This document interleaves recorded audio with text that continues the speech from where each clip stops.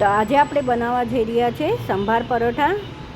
Very less ingredients અને ટેસ્ટમાં નો compromise. આપણે સર્વ કર્યું છે રાયતા સાથે. તો ચલો બનાવવાની શરૂઆત કરીએ. જેના માટે મેં 1 કપ અત્યારના ઘઉંનો લોટ લીધો છે. સ્વાદ અનુસાર એમાં મીઠું એડ કરશું, મોણ એડ કરશું, એમાં તેલ એડ કરશું થોડું હમણાં પછી કોણવવામાં લેશું આપણે. હવે આપણે એને પરોઠા જેવો લોટ બાંધી નાખવાનો છે મિક્સ કરીને. પરોઠા જેવો આપણે લોટ બાંધી લેશું. તો આપણો લોટ બંધાઈ ગયો છે. હવે આપણે આને તેલ પાણીથી કૂણવી લેશું. બહુ પાણી નથી નાખવાનું, ઢીલો નથી કરવાનો. સાથે ઢાંકીને રેસ્ટ કરવા મૂકી દેશું 10 મિનિટ માટે. 10 મિનિટ થઈ ગઈ છે. તમે જોઈ શકો સરસ એવો કૂણ આવી ગયો છે. તો આપણે બધા જ લોટનું એક મોટું ગોયણું વાળી લેશું. એનો આપણે એક લુવામાંથી આપણે 2 પરોઠા બનાવવાના છે મસાલો સ્ટફ કરીને. તો પહેલાં આપણે વણી લેશું. મોટી રોટલી જ વણવાની છે, જાડી એવી. તો હવે આપણે રોટલી વણાઈ ગઈ છે. ઘી સ્પ્રેડ કરશું 1 ટીસ્પૂન યા જરૂર મુજબ સરખું ઘી લગાડવાનું છે. સાથે હવે આપણે એની ઉપર સંભાર મસાલા આવે છે એ સ્પ્રિંકલ કરશું. 1 ટીસ્પૂન મેં લીધું છે. તમે ટેસ્ટ મુજબ પ્લસ માઇનસ કરી શકો. આખામાં સ્પ્રેડ કરી દઈશું. ઘી છે એટલે બહુ સરસ રીતે સ્પ્રેડ થઈ જાય છે. સાથે હવે આપણે એની પર તલ સ્પ્રિંકલ કરશું.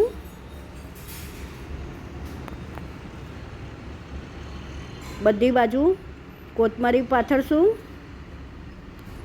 હવે આનો આપણે રોલ બનાવી અને એક વીંટો બનાવી લેશું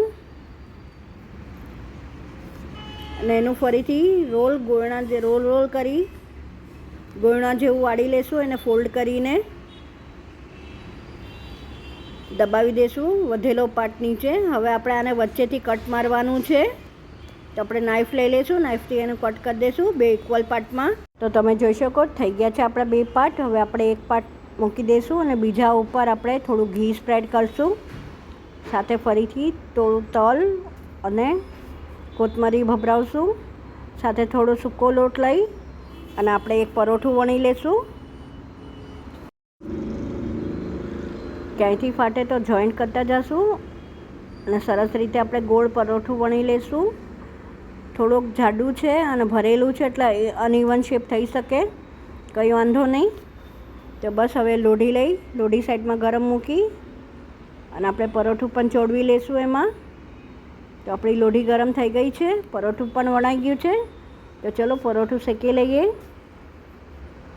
ત્યાં સુધીમાં આપણે બીજું પરોઠું વણી લેશું.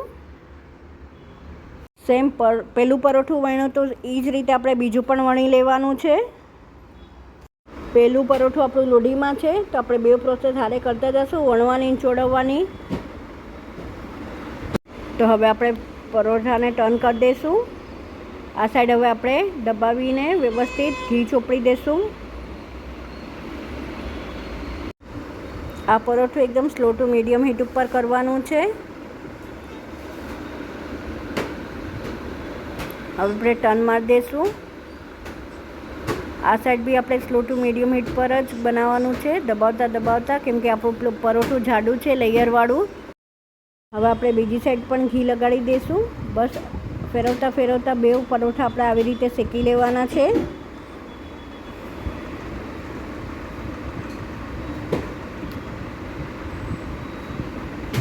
તો થઈ ગયું છે આપણું પરોઠું રેડી. તો ચાલો કાઢી લઈએ.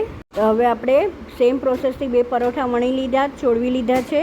તો હવે આપણે રાયતું બનાવી લઈશું. જેના માટે મેં 1 કપ દહીં લીધું છે ફેટીને. એમાં 1 ટીસ્પૂન આપણે મરચું નાખશું લીલું ચોપ કરીને. ટેસ્ટ મુજબ તમે લઈ શકો. 1/2 ટીસ્પૂન આપણે રોસ્ટેડ જીરું પાવડર લેશું. સંચર ટેસ્ટ મુજબ લેશું. સાથે હવે સોક કરેલી બુંદી છે 1/2 કપ, એ એડ કરી દઈશું આપણે. બધું મિક્સ કરી લઈશું સારી રીતે. હવે આપણે આમાં કોથમરી નાખી અને ડીશ પૂરી રેડી સર્વ કરી દઈએ.